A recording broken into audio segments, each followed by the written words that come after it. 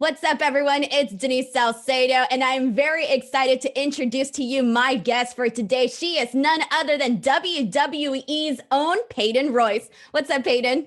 Hi, how are you? I'm doing good. I'm really excited to talk to you here today, especially ahead of the Royal Rumble. So let's just go ahead and dive right into it. It's the most exciting pay-per-view of the year. What are your thoughts heading into the Rumble this year? I'm so excited. This is my favorite pay-per-view. Aside from WrestleMania, this has always been my favorite pay-per-view. So the fact that I get to be a part of it, I'm just so excited. I have to like pinch myself at times like this. It's like I dreamt of moments like this since I was a little girl. So to be in it is just incredible. I know. And I can only imagine, it's very exciting to have your number hit. And then all of a sudden, you're out. Like, what are you thinking, moments before, okay, this is my time to go out there and, you go out there and show the world what you can do. Yeah, exactly. And especially when we have an audience. I remember I've only been in one other Royal Rumble, but just like the nerves and the feeling like right before you go out, your number's about to hit and then your music plays and the crowd just goes crazy and it's the most insane feeling. And in that moment, I just want to get out there and just go in and make a statement and be known I'm here and I'm coming to win. Exactly. And you mentioned the fact that you've been in one other Rumble before. So kind of tell us about what's the funnest part of being in the Rumble and also what the most challenging part is, because it's totally different from being in a singles match and a tag team match. Tell us about that. I mean, I feel like you just constantly have to have eyes in the back of your head because if you're in there long enough, there's also so many other women in there who are just trying to take advantage of any opportunity. So you kind of got to keep your back to the ropes and eyes forward and just watch everything. And that can be hard, especially when you've got someone on you or if you're trying to eliminate someone and then someone comes up behind you and it's super overwhelming. As well, you're trying to stand out. I'm trying to have a great performance and get to WrestleMania, but just the sheer amount of women in there, it is very overwhelming. You got to be a really good multitasker, I think, at that point, right? So, Peyton, technically the Rumble for the women, I believe we're heading into the fourth ever now. So it's still fairly new when you compare it against the men. So what's the vibe like for the women backstage to really go out there and put on a hell of a Rumble so that you can really go and compete against the men and get the fans talking like, hey, I really enjoyed the women's Rumble. Yeah, that's exactly right. It's exactly what it is. The women just want to show up and show out and do the best we can. And like you said, have people talking about us. This is still new and we want it to continue on for the rest of time. So that's what it is. All the women kind of just want to put on the best show we possibly can. Amazing. And how do you feel about usually for the women's Rumble and even for the men's, we get a lot of, surprises. When you yourself, when you see some of the surprises, do you get excited, as a fan too? Yeah, absolutely. Especially oh, it's just crazy because I watched so many of these women on TV growing up and then to share a ring with them in the Royal Rumble, I feel like I'm just like a fan sitting in the crowd. And it's so exciting. But then I'm like, oh my gosh, I could actually eliminate this person. You're like, what? I'm eliminating someone that I grew up watching, I admired, and now all of a sudden, we're in the same ring and, every woman for herself sort of deal. Yeah, that's exactly right. So Peyton, we talk about the Royal Rumble in terms of man, it can really skyrocket somebody into that next, get her and, get man or woman into that championship belt scene. Tell us what it would mean to you to win the Royal Rumble. Oh my gosh. I mean, that it would be a dream come true in and of itself. But to know that win will take you to a WrestleMania championship match, it's just, I mean, that's on my bucket list. I gotta win the Royal Rumble. I have to. I feel like I really need that breakout performance so that I can get myself into the top level, which I've been trying to get to for so many years now.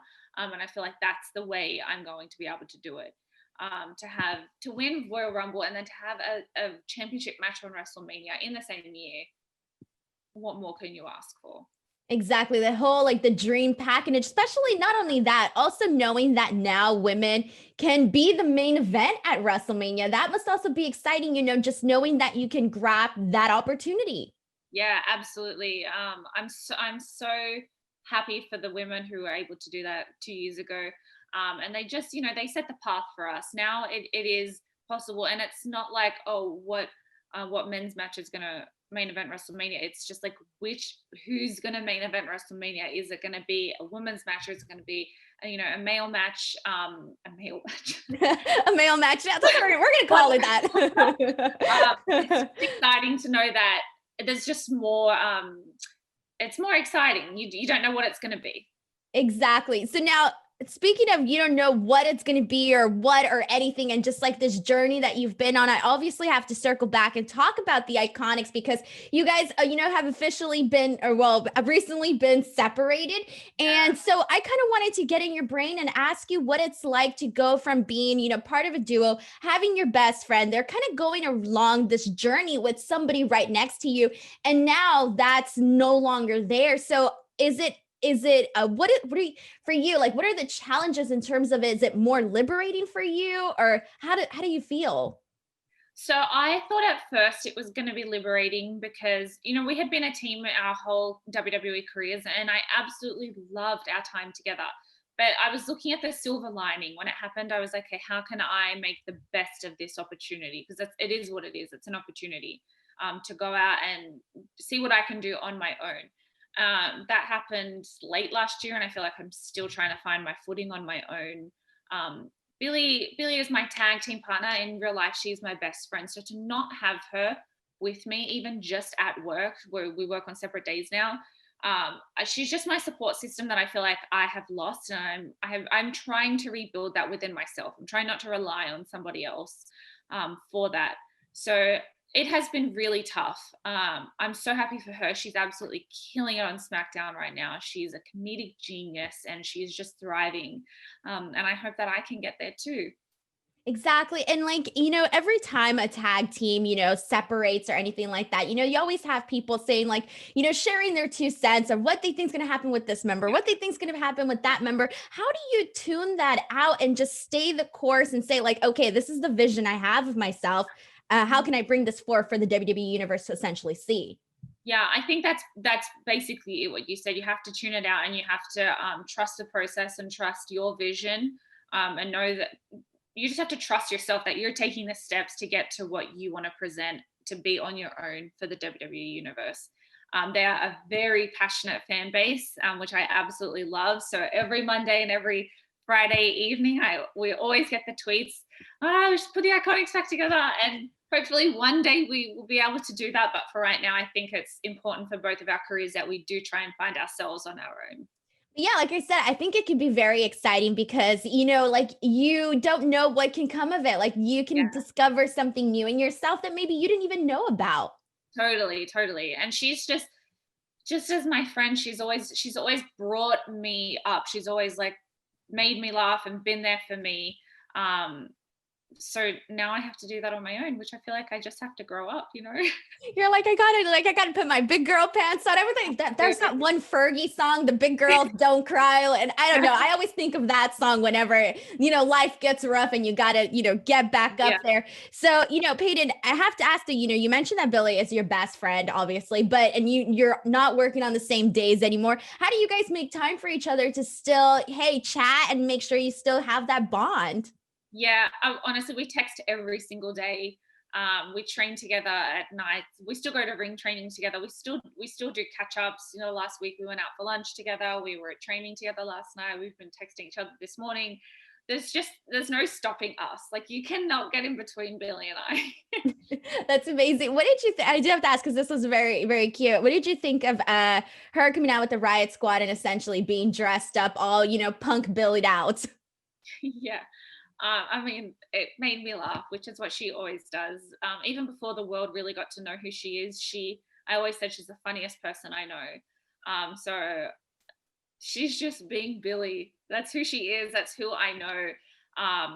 And she's probably, the Riot Squad are the reason that we were torn apart. So she's probably trying to like mend her broken heart. I would say that way. Well said. And Peyton, for looking out at 2021, I mean, really anything can happen. We talked about, winning the Royal Rumble, etc. What are some of your goals within the company? I mean, that's it.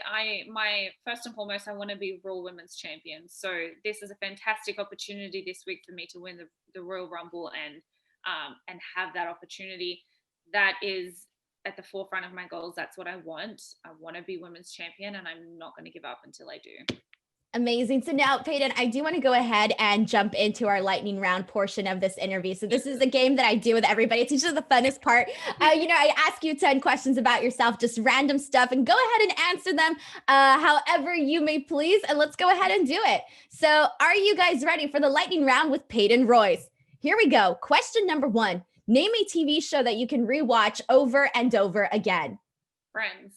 Yes. Question number 2. If you could wake up tomorrow and excel at one thing, what would it be?